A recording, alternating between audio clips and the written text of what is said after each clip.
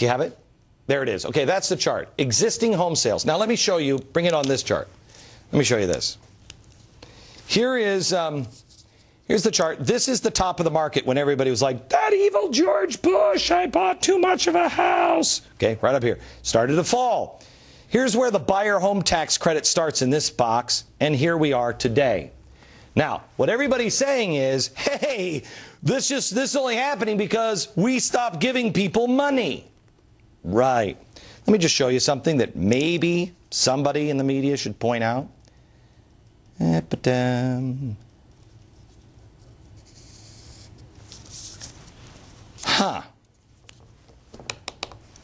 see what happened? This didn't affect anything. It's a straight line. It's a straight line. This is all bogus. It didn't kickstart the economy. It's a straight line down. Let me show you this. Previously owned homes fell 27.2% from June. Largest drop, not since George W. Bush, not since the first George Bush, but since Lyndon B. Johnson. Now, the media, what are they doing? Oh, we got to get the home buyer tax credit back in there. In other words, give Americans more money. No, that's not what should happen. I showed you this chart a while back, and this is just made up. But basically, this is what we're looking at. This is all the stimulus money and all the tax dollars that we don't have and we've borrowed to keep our spending, to keep our economy up at this line. And the farther we go down, the more money we have to print and borrow. This is the stimulus package, what I just showed you. It just started to come up a little bit, but it was bogus because the straight line. You got it? This is bogus. Now, at some point, if it doesn't re-kick, because remember we're here now, what do? You have to print and borrow more money and more money and more money. If the government continues to spend the money, and the government continues, quite honestly, to lie to you and not warn you of what's coming, gang, trouble is coming. If they don't warn you, what happens? People will be unprepared. People will be frightened. People won't know who to believe. And the government will have zero left as well. There will be nothing left at the end of this strategy. This is not a strategy. This is a suicide course.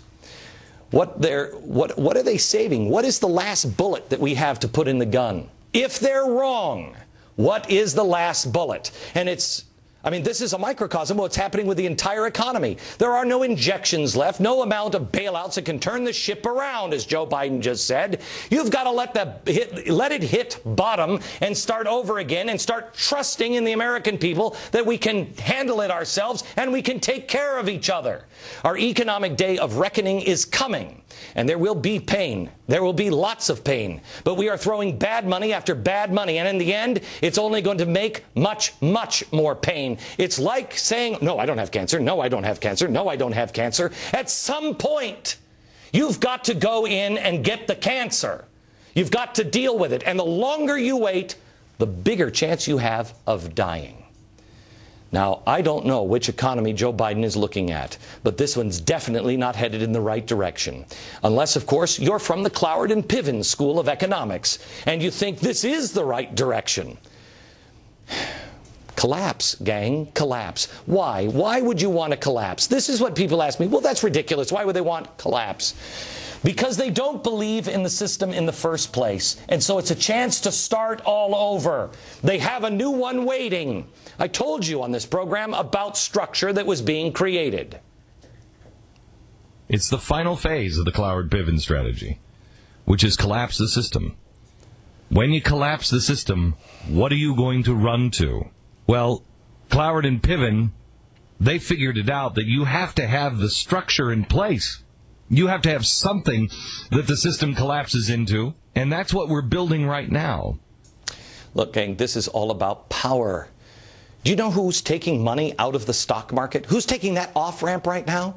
George Soros. Wait a minute, you mean the guy who's issuing these statements on me? Yeah, George Soros. The fund management reduced its $25 billion in equity investments to 8.8 in March and then down to 5.1 billion at the end of June. Why? He's getting out of the market because he knows. Experts are saying that they believe he is shifting his money towards government bonds. Gee, what do you think? Maybe to be liquid. This guy doesn't care about people or countries, just money and power. He didn't care when he famously profited off of England's misery. He won't care when our day of reckoning comes because he'll profit on that as well. He and his family will be going to Singapore. Well, can your family go to Singapore? Make no mistake, the day is coming, and we must stick together and rely on the truth.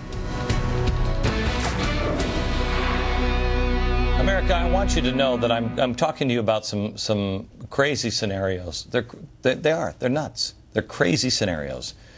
But someone must. If you can't bring yourself to think that things will get ugly, if the economy does what I think it will do, you need to, and you need to get your neighbor's head out of the sand as well. Take a look at Greece. I mean, they're burning cars in the streets and rioting because entitlements are being cut. Do you think we're any different, really? Fundamentally, people are people. Oh, this is America. We never let things get out of control. Are you kidding me? Have you seen what we're doing with spending? And it's not about Obama, it's about all of them. We've been on this course for a long time. I would like someone to explain to me how all of this ends well. In Oakland, in Tulsa, and Norton, Massachusetts, to be specific. From USA Today, quote, budget cuts are forcing police around the country to stop responding to fraud, burglary, and theft calls. Really? Really? So what do you think is going to happen to those crimes?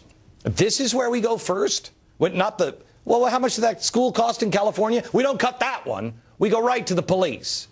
Yeah, looks like we're going to have to make budget cuts. Well, there goes the homicide department. Are you kidding me? Yeah, and all the judges. We got to cut a few teachers, too.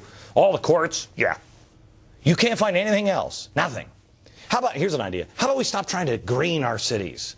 Seems like something that, you might cut if you were a homeowner. You're like, hey, you know what? We don't have any food on the table. Let's stop replacing the light bulbs. You can cut the cops, but not first. How about last? Oakland. The Oakland police spokeswoman, Holly Joshi, warned citizens that, quote, if you come home to find your house burglarized and you call, we're not coming. Oh, they're not coming.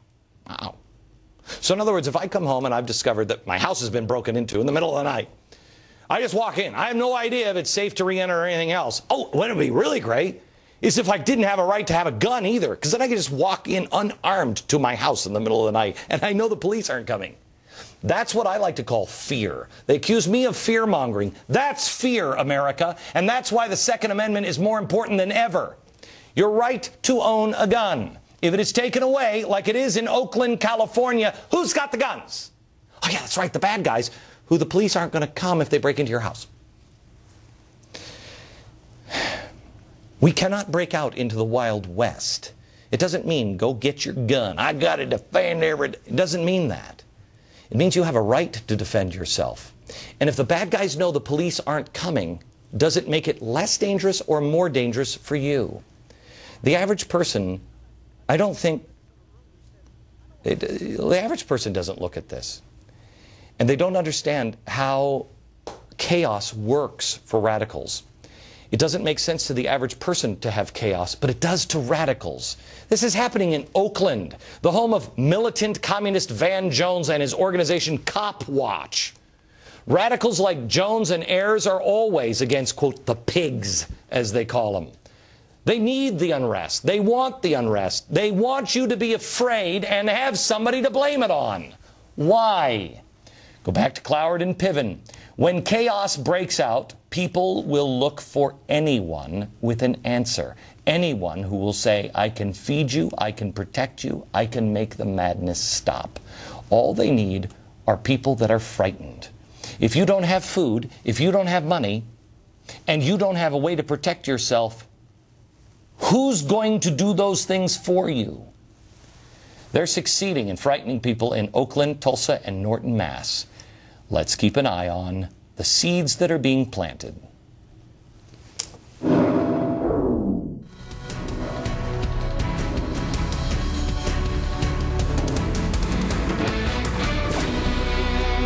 We have a really great remaining few minutes together. We're here in Washington, D.C. on Saturday. I'm going to be right there, and you can see this is a shot of the Lincoln Memorial. You'll see where they are building the Restoring Honor. Those are two of the video towers over there. They're building the stage in front. It is quite amazing.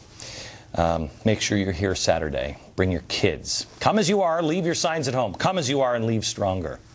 The American people continue to reject the policies and ideology of Barack Obama in larger and larger number, and the media continues to belittle anyone who has that opinion. The more we learn of President Obama, the less we like what we see. For every poll that shows American people growing confusion over his background or his muddled spirituality or his loyalties or his policies, the mainstream press shifts into high gear to assign evil motivations like racism or bigotry, or they just write them off as stupid. Well, we've been trying to dig a little deeper, knowing that there are legitimate concerns that are totally being ignored. There are also stupid, bigoted people in America. But that, I believe, is the minority.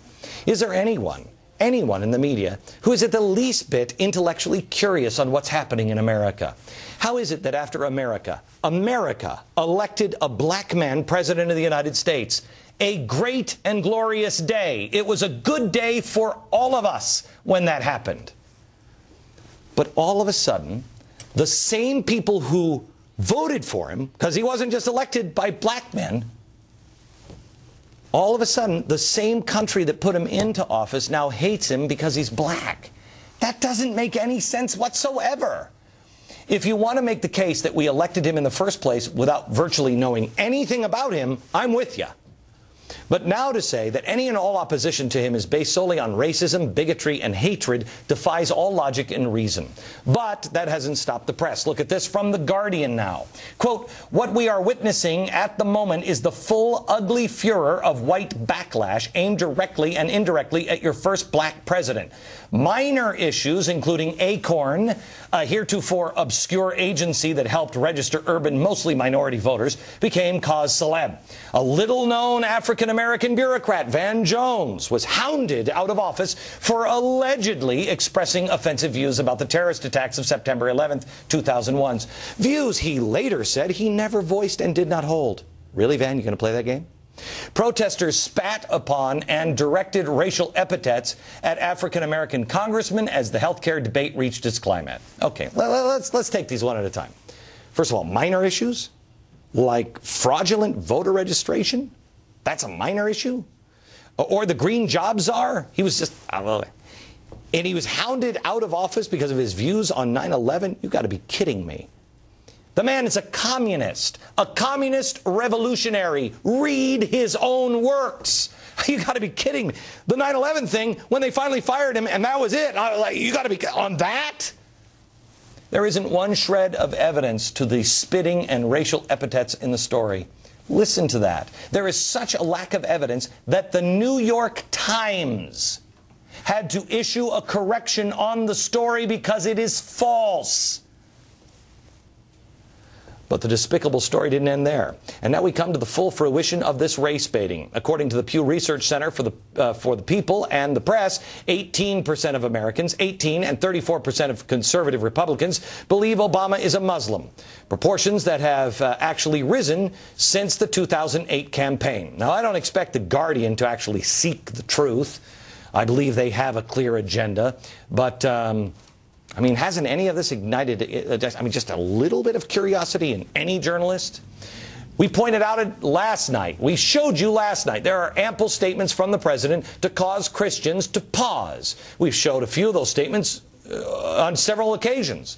We have said unequivocally that he has said, unequivocally, that we are not a Christian nation. Here's one.